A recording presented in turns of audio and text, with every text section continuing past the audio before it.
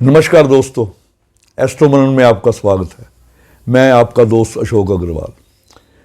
24 अक्टूबर सोमवार 2022 उस दिन दिवाली का शुभ पर्व आ रहा है।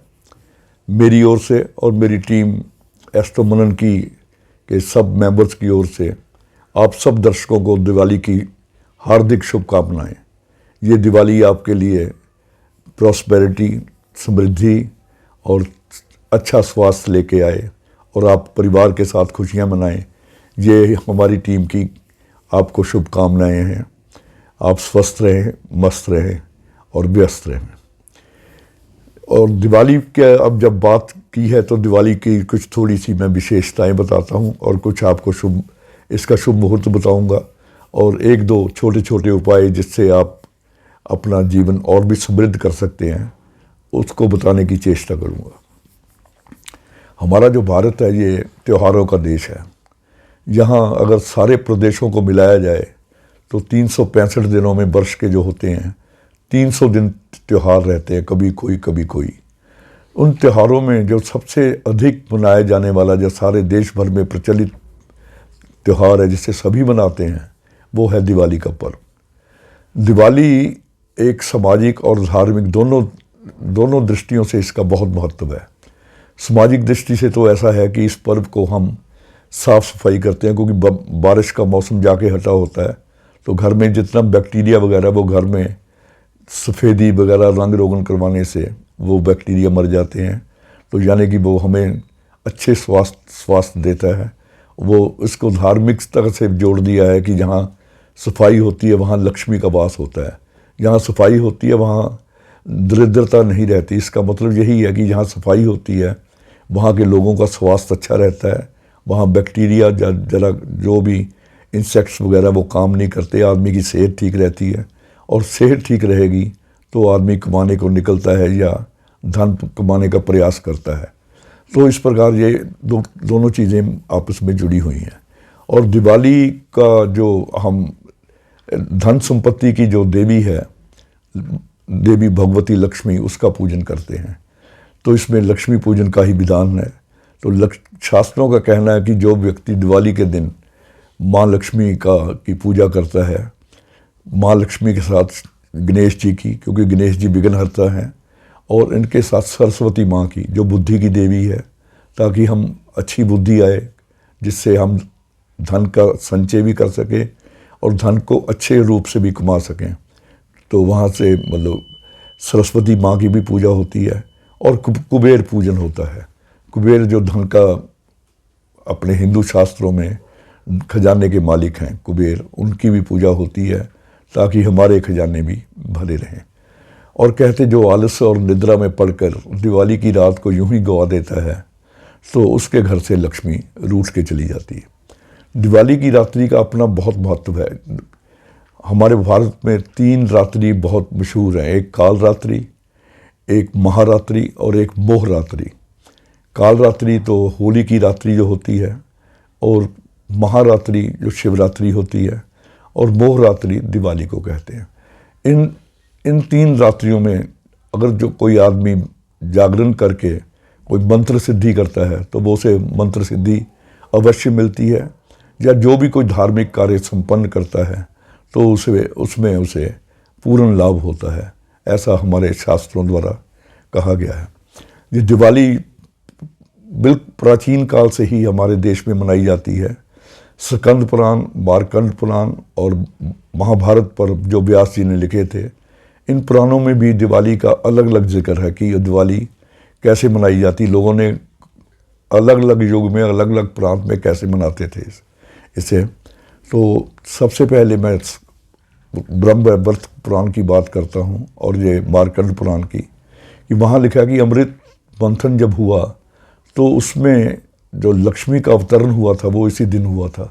तो लक्ष्मी के अवतरण से दुनिया में धन की संपन्नता आ गई और लोगों ने दीप जलाकर लक्ष्मी माँ का स्वागत किया। तब से ये प्रचलन हुआ है। ब्रह्मवैवर्त पुराण में लिखा हुआ है कि भगवान कृष्ण ने अमावस्या के दिन नरकासुर का वध करके उसकी उसकी कैद से 16,000 राजकन्याओं को मुक्त करवाया था। और उनके साथ वो जब अपने द्वारका में आए तो उनका दिवाली मनाकर लोगों ने पूजन किया। तब से दिवाली का चलन हुआ है।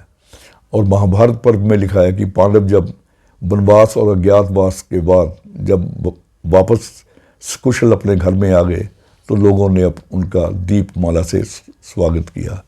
मगर जो सबसे ज़्यादा प्रचलित है वो ये है कि भगवान राम ने रावण को हराकर, रावण को मारकर जब अयोध्या वापस आए अपनी सीता और लक्ष्मण के साथ, तो लोगों ने उनका दीपमाला जला के स्वागत किया और तब से दिवाली का प्रचलन है।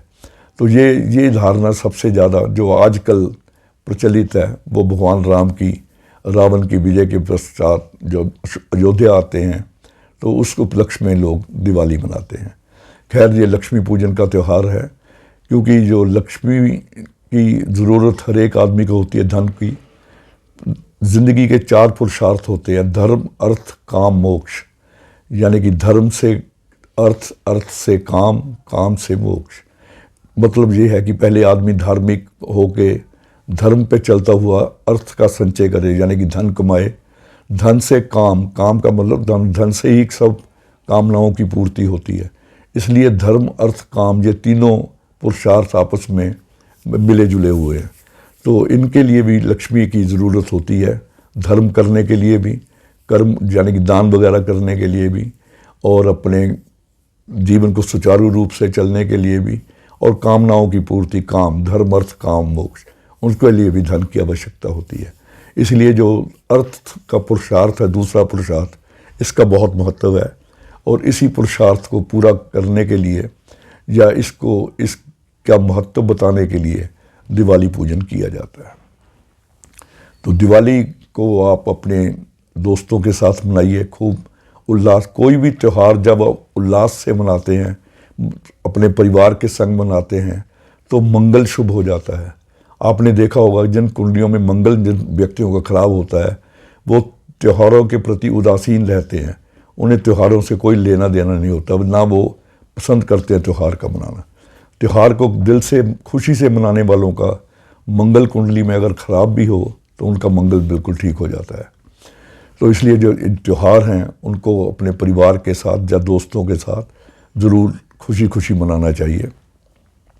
दिवाली अपने दोस्तों से मिलने का, रिश्तेदारों से मिलने का, भाई बहनों का मिलने का भी त्यौहार है। इस पे हम आप गिफ्ट एक दूसरे को देते हैं, यानी कि ये हमारे प्रेम संबंधों को प्रगाढ़ करता है। तो दिवाली को जो कुछ मुहूर्त हैं जिसमें आप पूजा कर सकते हैं, तो दिवाली को जो राहु काल रहता है, सोमवार के दिन दिवाली है, वो सवेरे 7:30 से 7:30 से 9 बजे तक रहता है। तो उस काल में पूजा नहीं करनी चाहिए, राहु काल का इसमें बचना चाहिए। बाकी अपनी सुविधा अनुसार इसमें कई मुहूर्त हैं जो कि आप जिसमें आप दिवाली पूजन कर सकते हैं। तो इनका जो एक तो धनु लगन में, क्योंकि धनु लगन में बृहस्पति चौथे स्थान में होंगे, और धनु लगन 10:35 से लेकर 12:38 तक होगा दोपहर को, जहाँ पे आप अपनी फैक्ट्री में या अपने जो भी व्यापारिक संस्थान है उनमें आप पूजा कर सकते हैं। इसी में वो अभिजीत मुहूर्त भी आ जाता है जो 11:15 से 12:15 बजे तक रहता है। ये विशेष पूजा के लिए, किसी भी पूजा के लिए अभिजीत मुहूर्त भी सिद्ध मुहूर्त होता है। उसके बाद कुंभ लगन जो है स्थिर लगन है, स्थिर लगन में ही लक्ष्मी की पूजा करनी चाहिए। वो 2:21 से लेके 2:49 तक 3:49 तक रहेगा। उस लगन में भी आप, कुंभ लगन में स्थिर लगन है, उसमें भी लक्ष्मी पूजन कर सकते हैं। उसके बाद मीन लगन आएगा वो 3:49 से लेके 5:14 तक रहेगा। मीन लगन में बृहस्पति क्योंकि विराजमान है, बृहस्पति भी धन के देवता हैं, और लगन में उस वक्त वो विराजमान होके बहुत ज़्यादा मतलब उत्तम स्थिति में होंगे। ये वक्त भी आप पूजा के लिए इस्तेमाल कर सकते हैं। उसके बाद जो प्रदोष काल है वो 5:14 से लेकर 6:50 तक रहेगा, सायंकाल 5:14 से 6:50। प्रदोष काल की पूजा का भी अपना महत्व है, उसमें भी आप देवी पूजन, भगवती लक्ष्मी का पूजन कर सकते हैं। और जो वृष लगन आएगा रात को, शाम को वो 6:50 से लेके 8:42 तक रहेगा। इसमें भी पूजा का, क्योंकि स्थिर लगन है, पूजा आप इसमें कर सकते हैं। और तो उसके बाद जो रात्रि का निशीत काल, जिसे मध्य रात्रि का पूजन कहते हैं, वो सिंह लगन होता है। वो रात्रि को 1:19 से लेकर 3:36 तक रहेगा, यानी कि 1:15 से लेके 3:30 बजे तक सिंह लगन रहेगा, जिसे निशीत काल का रात्रि पूजन कहते हैं। ज़्यादातर लोग जो अपनी साधना वगैरह करते हैं वो सिंह लगन को ज़्यादा पसंद करते हैं। तो वैसे तो दिवाली की रात को जागरण की रात कहा गया है कि इस रात जाग के अपने परिवार के साथ कोई अच्छे संकीर्तन माँ लक्ष्मी का, गणेश जी का, सरस्वती का और कुबेर का करना चाहिए। मगर इतना अगर संभव ना हो तो ये जो मैंने मुहूर्त बताए, इसमें से कोई भी आप अपनी सुविधा अनुसार चुन के उसमें आप दिवाली को माँ भगवती, गणेश, सरस्वती और कुबेर की पूजा कर सकते हैं। दिवाली वाले दिन आप दिया तो घर में जलाते हैं, बाहर भी जलाते हैं, मगर इसमें चौराहे पे दिया रखना। अगर आप दिए को चौराहे पे रखते हैं तो ये शनि को शुभ करने का अति विशेष विशेष साधन है, ये उपाय है। और पीपल की जड़ में दिया जरूर जलाना चाहिए, क्योंकि पीपल विष्णु रूप है और लक्ष्मी का वहाँ वास होता है। तो एक दिया पीपल में, एक दिया मंदिर में और एक दिया चौराहे में, ये 3 दिए आपको जरूर जलाने चाहिए। इससे जिन लोगों पे साढ़े सती चलती है उसका भी प्रकोप कम होता है। जिनको राहु की दशा चल रही हो तो वो दिवाली वाले दिन किसी भी धर्म स्थान के टॉयलेट में आप हार्पिक या कोई डिटर्जेंट वगैरह रख सकते हैं उसकी सफाई के लिए, या कम से कम एक झाड़ू की व्यवस्था जरूर करें जो दिवाली वाले दिन मंदिर की सफाई के या उसके मतलब टॉयलेट वगैरह की सफाई के काम आए। या टॉयलेट में अगर राहु की दशा चल रही हो तो धर्म स्थान के टॉयलेट में आप कोई हार्पिक या कोई और डिटर्जेंट या कोई और सफाई का सामान या पोछे वगैरह वहाँ पे या झाड़ू वगैरह वहाँ पे रख के, तो उस दिन ये किया हुआ काम आपकी जो राहु की दशा है उसको शुभ कर देता है। तो बाकी जब आप मिठाई बांटते हैं तो आपका मंगल बढ़िया होता है। तो इस प्रकार खुशी मनाते हैं तब आपका मंगल ठीक होता है। बुज़ुर्गों की सेवा करते हैं, उनकी चरण स्पर्श करते हैं तो बृहस्पति ठीक होता है। माँ को जरूर कोई गिफ्ट दें, अगर जिनकी चंद्र की दशा खराब है, चंद्र खराब है, तो उस दिन विशेष माँ के लिए कुछ वस्त्र वगैरह जरूर दें। तो और अपनी सामर्थ्य के अनुसार मंदिर में या किसी धर्म स्थान में कुछ भोजन की व्यवस्था या भोजन का सामान, भोजन की सामग्री अवश्य देनी चाहिए, क्योंकि अमावस्या वाला दिन पितरों का भी दिन होता है। तो धर्म स्थान में कुछ भी खाद्य पदार्थ देने से हमारे जो पितर हैं वो भी खुश हो के हमें आशीर्वाद देते हैं। इस प्रकार दिवाली पे थोड़ा सा जो मेरे पास अपना मनन था, जो भी मेरे दिमाग में आया, मैंने आप सबसे के साथ साझा किया। तो आपको फिर से दिवाली की बहुत बहुत शुभकामनाएं। आप अपने परिवार के साथ खूब खुशियों से ये त्यौहार मनाएं और आप स्वस्थ रहें और प्रोस्पेरिटी आपके पास, धन धान्य की कमी ना हो। धन्यवाद, नमस्कार।